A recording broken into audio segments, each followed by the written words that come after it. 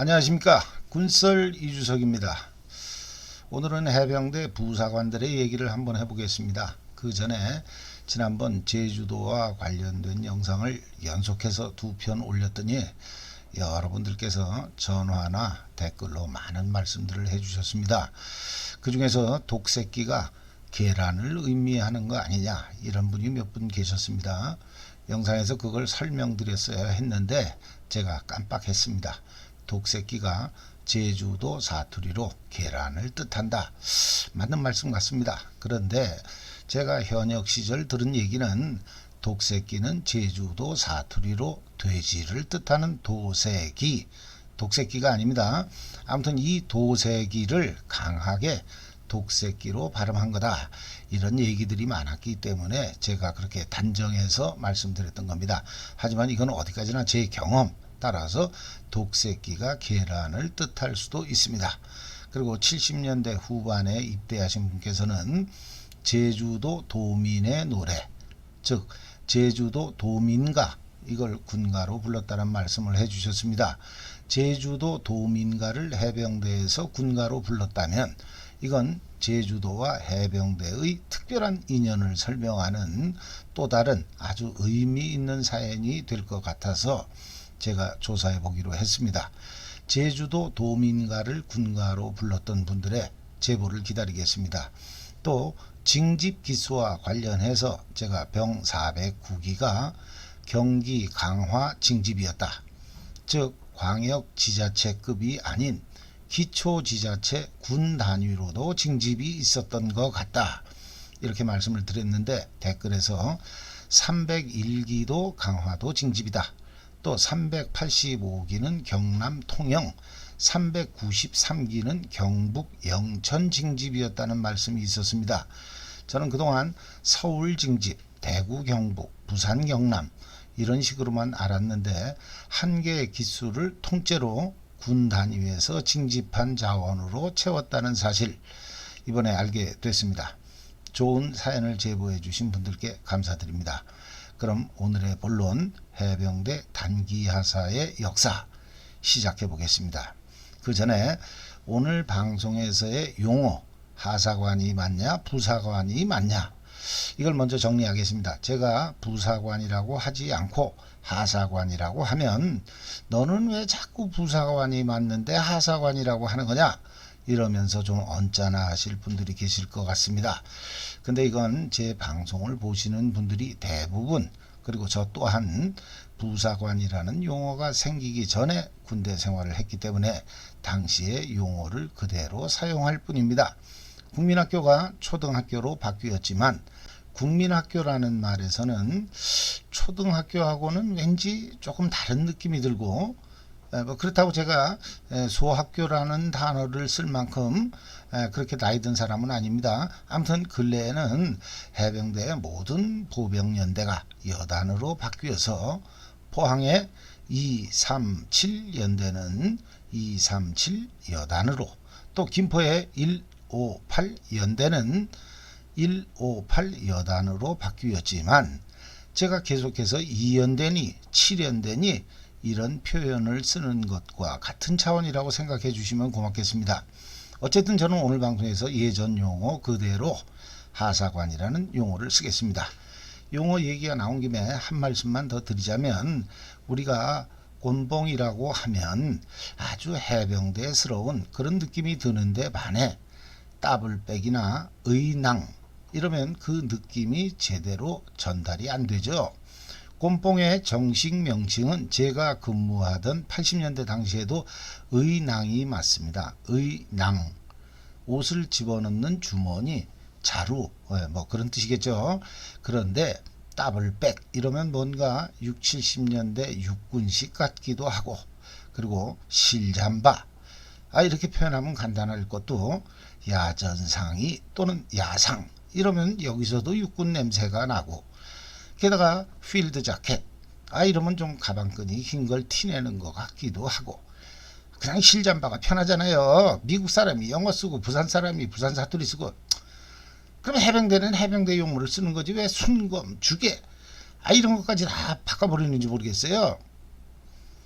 또 육군은 탄입대, 해병대는 탄창랑. 그것도 탄입대로 바꿨을려나?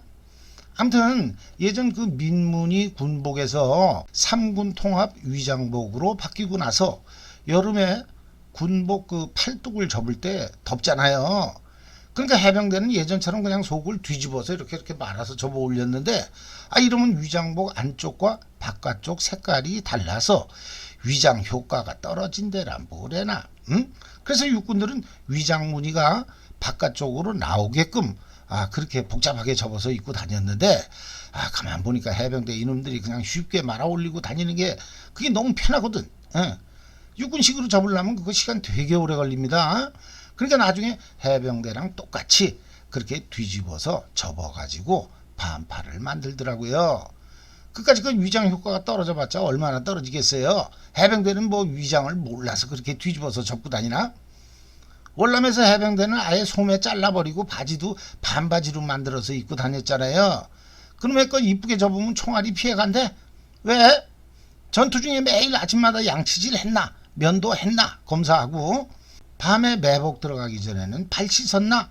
검사를 하지 그래. 실전을 수없이 겪은 해병대는 그런 거 안 따집니다. 더워 죽겠는데 빨랑빨랑 팔뚝 잡고 시원한 만큼 그만큼 더 뛰면 되는 거지. 하여튼 그 조직이 커지면 책상머리에 앉아가지고 이렇게 하면 위장 효과가 좋고 뭐 개똥 같은 소리 그런 놈들 많잖아요. 요즘 군인들 보면 육군들도 세무옥화 많이 신더라고요. 해병대가 왜 자꾸 육군을 따라가려고 그러는지 모르겠어요. 육군이 해병대를 따라해야 대한민국 국군의 전투력이 올라가는 거지. 왜 공부 잘하는 애가 공부 못하는 놈 답안지를 컨닝해? 그러면 안 돼요. 해병대는 해병대의 식으로. 맞죠? 그나저나 육군에서 빨간 명찰에 팔강모 쓰겠다는 그런 소리는 안 하겠죠. 이 자식이 해병대 하사관 얘기는 언제 하겠다는 건지. 이 자식은 서론이 길어가지고 앞으로는 뭐 중간부터 듣든가 해야지. 이거 뭐 빨랑 시작했나? 참나, 좀 기다리세요. 다 해병대 얘기입니다. 피가 되고 살이 되는 그런 얘기다 이 말씀입니다. 이 소매 걷어 올리는 거 솔직히 몰랐잖아요. 자, 그럼 진짜로 시작하겠습니다. 여러분은 해병대 단기 하사 이러면 군 복무기간이 일반 병하고 똑같다고 생각하십니까? 아니면 병들보다는 길다 이렇게 생각하십니까? 단기 하사, 단기니까 장기 하사의 반대 개념, 즉 짧게 군대 생활하는 하사들, 따라서 일반 병하고 복무기간이 똑같아 이렇게 생각하신다면 이런 분들은 80년대 중반 이전에 근무하신 분이 확실합니다. 80년대 중반 이후에 단기 하사는 4년 6개월을 의무 복무했습니다. 여러분이 생각하시는 당시 30개월 병들과 복무기간이 같은 하사들은 일반 하사 이렇게 불렀습니다. 그런데 저는 솔직히 일반 하사라고 하면 일반적인 하사들, 즉 직업군인으로서의 하사들이다. 따라서 짧게 군대 생활한다는 뜻의 단기 하사보다는 복무기간이 길 것이다 이렇게 생각했습니다. 하지만 실상은 정반대, 단기 하사가 길고 일반 하사가 짧았던 겁니다. 이런 용어의 문제로 하사관을 지원할 때 30개월짜리 일반 하사, 4년 6개월의 단기 하사 이걸 잘못 체크하는 바람에 졸지에 군대 생활을 2년이나 더 했다는 그런 하사들의 얘기를 들어본 적이 있으실 겁니다. 특히나 대학 재학 중에 하사를 지원하면서 4년 6개월의 단기 하사를 잘못 선택함으로써 대학교에 복학이 안 됐다는 그런 얘기도 들어보셨을 겁니다. 병역 문제로 휴학하는 경우일지라도 4년 6개월이 지나면 복학이 안 된다고 합니다. 아무튼 80년대 당시 단기 사병은 방위병, 즉 복무기간이 현역에 비해서 아주 짧았던 데 반해 단기 하사는 일반 하사보다 길었습니다. 하지만 80년대 중반 이전의 단기 하사는 병들하고 복무기간이 똑같은 하사들을 의미했습니다. 80년대 중반 이후의 기준으로 보면 그분들이 일반 하사였다는 뜻입니다. 단기, 말 그대로 짧게 하는 거죠. 그래서 당시 4년 6개월을 의무 복무해야 했던 하사들은 통상 장기하사 이렇게 불렀던 겁니다. 그러고 보면 해병대 병은 출신이 단 하나, 육군처럼 논산 군번이니 보충대 사단 군번이니 뭐니 이런 차이가 없죠.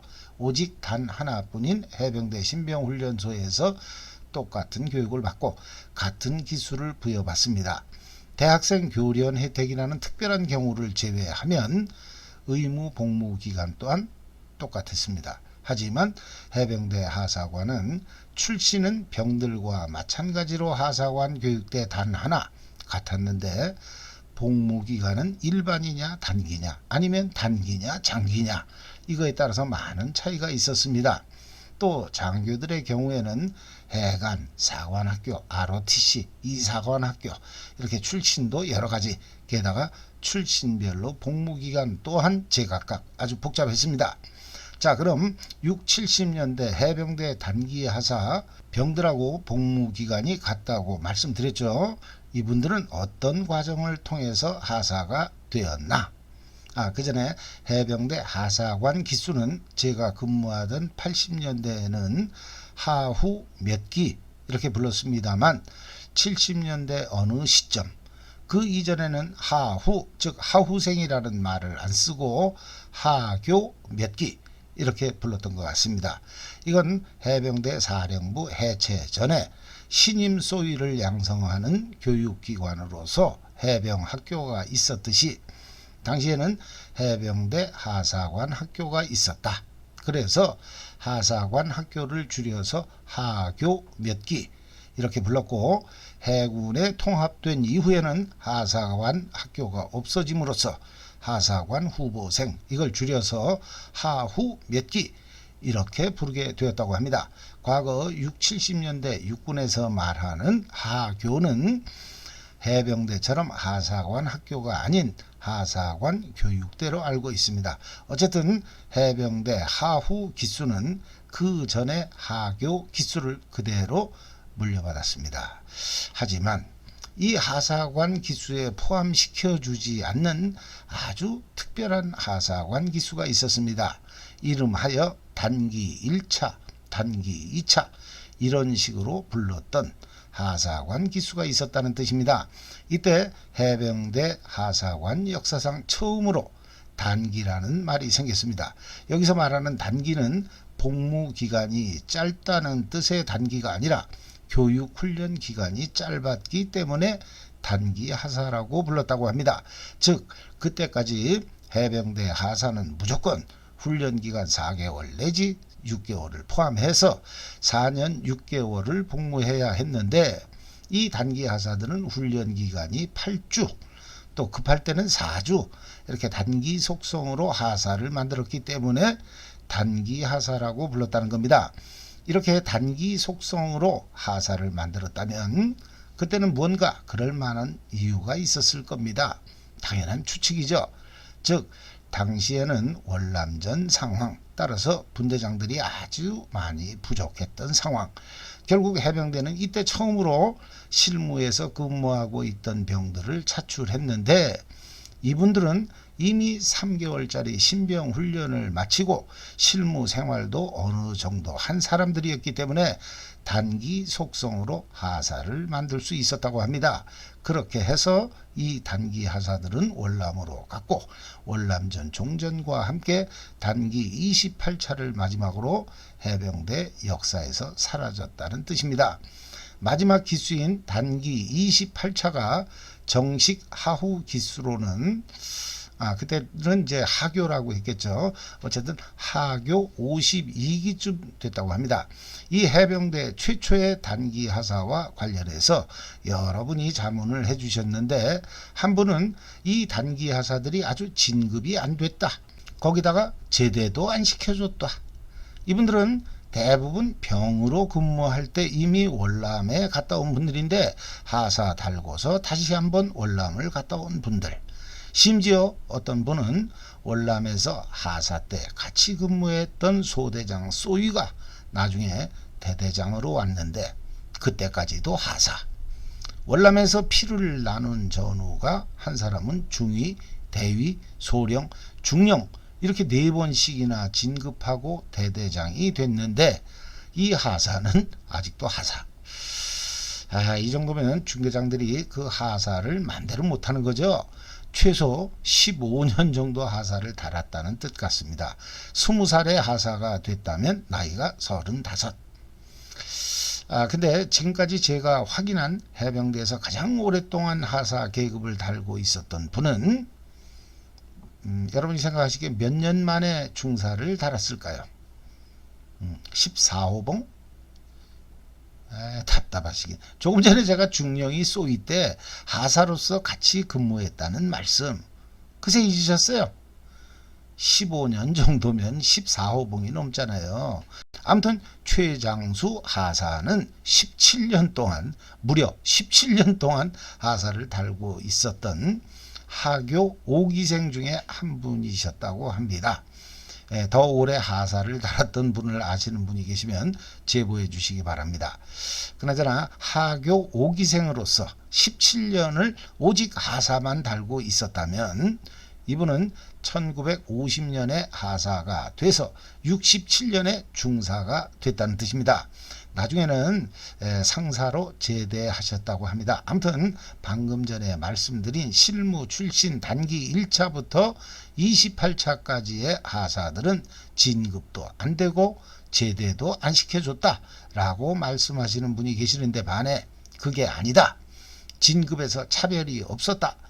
이사단 주임 상사로 제대한 광모 상사 역시나 단기 20차 전혀 그런 거 없었다. 이렇게 말씀해 주신 분도 계셨습니다. 이렇게 월남전 당시 일시적이나마 단기라는 명칭이 사용되다가 70년 여름부터 정식 단기 하사를 뽑기 시작했다고 합니다. 이때 최초의 기수가 하후 80기, 병 228기와 같이 입대한 분들이라고 합니다. 여기서 말하는 단기는 말 그대로 복무기간이 짧아서 병들하고 의무 복무기간이 같았던 그런 하사들을 의미합니다. 그러면 이때부터 해병대 정식 단기 하사가 시작됐고 4년 6개월을 근무하는 하사들을 구분하기 위해서 장기 하사라는 말을 쓰기 시작했다.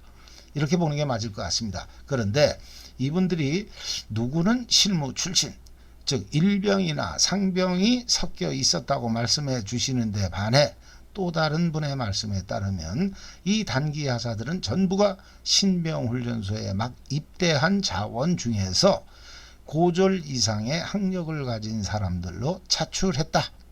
지원도 있었다. 이렇게 말씀을 해주셨습니다. 정확히 아시는 분이 계시면 제보해 주십시오. 아무튼 하후 80기부터 교육훈련 기간이 그 전에 4개월에서 6개월인가 7개월로 늘어났고 이때부터 병들과 똑같이 36개월을 근무하는 단기 하사들이 시작됐다. 이 점은 분명한 것 같습니다. 자, 이렇게 이 제도가 시작된 지 얼마 안 돼서 입대한 하후 82기의 실제 예를 한번 들어보겠습니다. 총 160명이 입대해서 90명 가까이 임관을 했는데 이러면 40% 이상이 중간에 잘렸다는 뜻이죠. 훈련이 상당히 힘들었다는 뜻 같습니다. 아무튼 최종적으로 수료한 90명 가까운 신임 하사들 중에는 4년 6개월을 하는 장기 하사가 절반, 또 병들과 같은 36개월을 근무하는 단기 하사가 역시나 절반, 그러니까 40여 명 정도 됐다고 합니다. 당시 장기 하사는 월급이 9,000원 정도였는데 단기 하사는 그 절반 정도인 4,000 몇백 원을 받았다고 합니다. 그때 병장 월급이 1,000원이 안 될 때였으니까 4,000원과 9,000원이면 제법 괜찮은 돈이었다고 합니다. 자, 이쯤에서 중간 정리를 하면 해병대 하사관은 최초 장기니 단기니 일반인이 하는 이런 구분이 없었다. 그냥 하사관. 전역 신청 안 하면 자동으로 장기 하사가 되는 거였다. 그러다가 월남전 무렵에 잠시 실무 출신 병들을 대상으로 단기 1차부터 28차까지 속성으로 하사관 교육을 시켜서 월남전에 참전시킨 적이 있다. 하지만 이 기수는 하후생 기수를 물려받지 않고 독자적으로 단기 1차부터 28차까지 이런 기수를 사용했다. 또 1970년 80기부터는 당시 병 의무 복무 기간과 동일한 36개월만 복무하면 전역하는 제도가 생겼는데 이때 이들을 단기 하사라고 불렀고 4년 6개월을 복무하는 하사들은 장기 하사로 부르기 시작했다. 즉 이때부터 단기와 장기라는 개념이 생겼는데 그래도 일반 하사라는 용어는 쓰지 않았다. 이런 뜻이 되겠습니다. 그럼 여기서 퀴즈 하나. 절반 정도인 40여 명의 단기 하사들은 36개월 병들하고 똑같은 의무 복무 기간이 끝나면 전역했을까요? 한번 맞춰보시죠. 참고로 해병대는 84년인가 5년인가 그때쯤에 병하고 똑같이 30개월을 복무하는 하사를 일반 하사로 부르기 시작했고 4년 6개월을 근무하는 사람들을 단기 하사라고 부르기 시작했습니다. 일반 하사라는 용어는 84, 5년경에 처음으로 나온 겁니다. 하지만 80년대 중반에 시작된 일반 하사가 직업군인을 꿈꾸며 단기 하사로 지원하는 경우는 제 경험으로 봤을 때 거의 없었던 것 같습니다. 아니 저는 못 봤습니다. 그럼 다시 퀴즈로 돌아가서 1970년 8월에 병 229기와 같이 입대한 하후 82기들의 절반 약 40여 명의 단기 하사들은 병 229기와 같이 전역했을까요? 장기로 지원하는 하사들은 8, 90년대처럼 거의 없었다? 땡, 틀렸습니다. 의외로 단기 하사들 중에서 상당수가 장기 하사로 지원을 했다고 합니다. 이유는 아까 장기 하사들의 봉급이 단기 하사들의 따블이라고 말씀드렸죠. 같은 동기인데 내가 먼저 전역한다고 월급을 반밖에 안 주면 짜증나겠죠. 어쨌든 단기 하사로 들어왔지만 장기 하사로 지원하는 하사들이 제법 많았는데 이때는 그동안 단기 하사로서 장기 하사의 반밖에 못 받았던 월급을 장기 하사로 계산, 소급해서 일시불로 주었다고 합니다.